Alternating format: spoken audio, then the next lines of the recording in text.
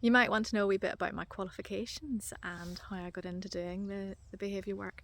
So I was horse mad growing up, but I thought I wanted to be a vet, and I was all set to go and study veterinary science. Um, I'd spent years helping out at our local practice. I knew what being a vet involved, but actually I was really interested in behaviour and why the animals did what they did. So I sort of had this idea, I just wanted to go and train horses. And my parents were like, no, you have to get a degree, you have to do something. And actually my mum, she used to get Good Housekeeping magazine, and there was an article in Good Housekeeping with a lady called Erica Peachy, who was a dog behaviourist based in Liverpool. And mum actually phoned her and said, my daughter's really interested in behaviour, she was going to do veterinary, but she's not sure if she needs to do it, and what would you recommend? And Erica said, well, I did psychology, so she said I would recommend that she does a psychology degree because it'll give her a really good all-round basis for getting into behaviour. So, bear in mind this was the 1990s and there weren't really the kind of courses available that there are these days. So off I went and did my psychology degree, loved it, found it really fascinating. In my final year, I specialised in sports psychology, in animal behaviour and welfare, in comparative cognition. So a lot of animal stuff, a lot of looking at how animals learn and behave, and understanding welfare. And I did health psychology as well. So a lot of that was looking at stress and the impact of stressors. So actually my final year of my degree was really great because I was able to tailor it very much to focus on the stuff that I was interested in. I did my undergrad thesis, wanted to do it in horses, but my supervisor wouldn't let me, so I went and studied the gorillas at Belfast Zoo, which was great. I really enjoyed that, found that really interesting. And as soon as I finished my degree, I went off to work with horses because that was all I wanted to do.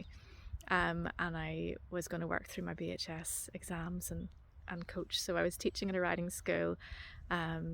I really enjoyed that. And then I got a bad back. I've actually struggled with back pain from when I was quite young, and working at the stables just really wasn't ideal for me, unfortunately. I now know I'm hypermobile. I didn't know that at that stage, and that really made it hard for me to build up the muscle that I needed at that point. Anyway, ended up with a lot of back pain, and I had to rethink what I was doing. So I looked at various courses, and I went to see my old thesis supervisor from my undergrad degree in psychology at Queen's, and he suggested that I come back and do a PhD. And I said, well, only if I can do it in horses. So I did. So I looked at the influence of owner personality and attitude on the behaviour and temperament of the domestic horse. So that meant that I had to go out and do behaviour assessments of, I think I looked at 70 horses. So I did a practical assessment looking at how the horses reacted to a range of stimuli. And then I had to do really in-depth video analysis, and we had a heart rate monitor on them. And so that was fantastic because that really improved my eye in terms of observing behaviour. I think, being around horses all my life, I had definitely I had an ability to read a horse. I knew how to keep myself safe, and I could tell if a horse was happy or not happy, but I couldn't explain that to people. Whereas by doing that video analysis work for my PhD, I think I really honed my eye.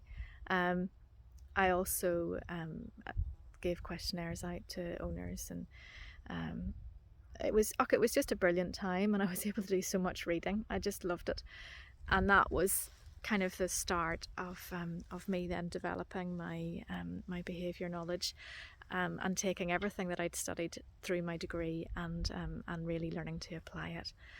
And I also had a slightly tricky horse at that point, so I was working with her too.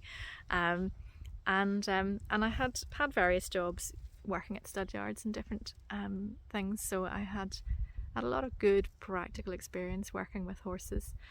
And I then also, there was a new course that just been launched over in England by Heather Simpson called the Equine Behaviour Qualification.